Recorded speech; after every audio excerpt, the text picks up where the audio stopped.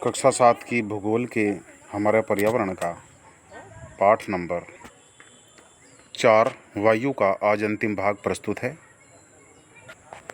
देखो, वायु के ऊपर चर्चा करें। होता क्या है कि जब मौसम गर्म होता है तो मौसम गर्म होने के कारण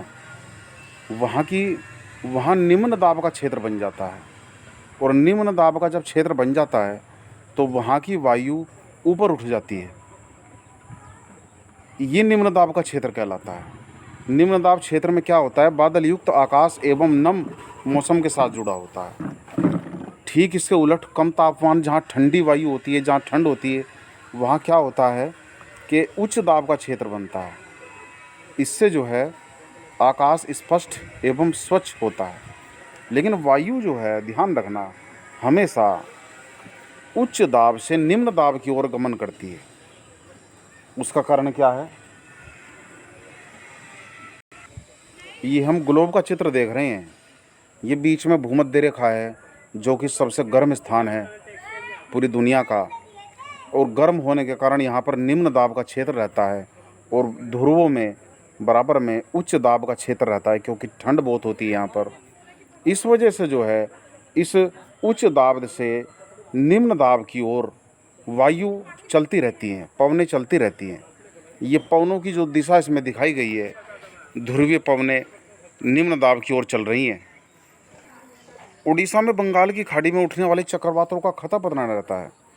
जैसे 17-18 अक्टूबर 1999 को राज्य के 5 जिलों में भयंकर चक्रवात आया, और 260 किलोमीटर प्रति घंटा तक की जो स्पीड से हवा चली, और 36 घंटे से भी ज़्यादा समय तक चलती रही। इसने वहाँ कच्चे घरों को नष्ट कर दिया, पेड़ों को उखाड़ दिया, बहुत ही ज़्यादा वहाँ पर क्षति पहुँचाई। दरअसल ये जो अवदाब का क्षेत्र बना हुआ था, ये थाईलैंड की खाड़ी में अवदाब के कारण यह चक्रवात उत्पन्न हुआ, और इसने महाचक्रवात का रूप धारण कर लिया। ये पवन का प्रभाव है। पवन जब अपनी उसमें होती है तो पूरा जो है विनाश भी कर सकती है। अब आर्द्रता,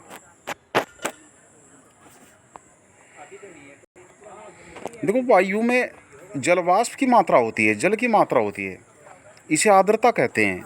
जब वायु में जलवाष्प की मात्रा अधिक होती है तो आर्द्र दिन कहलाते हैं। जैसे जैसे वायु गर्म होती है, यानी कि गर्मी आती रहती है, तो उसकी जलवाष्प धारण करने की क्षमता बढ़ जाती है। फिर क्या होता है कि जब वायु इतनी आर्द्र हो जाती है कि कुछ जल की बूंद बननी शुरू हो जाती है, जलवाष्प संघनित हो जाती है, और बादल जो है इन्हीं जल बूंदों का एक समूह होता है।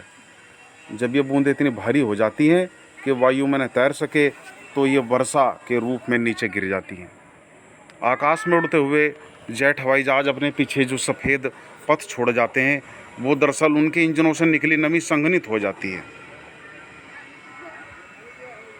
ये चित्र आप देख सकते हैं। चक्रवाती वर्षा, ठंडी वायु, गर्म वायु ऊपर की ओर उठ जाती है, और ठंडी वायु अपने साथ जो बारिश लाती है, अपने साथ नमी लाती है, वो बरस कर चक्रवाती वर्षा के रूप में ऐसा धारण करती है।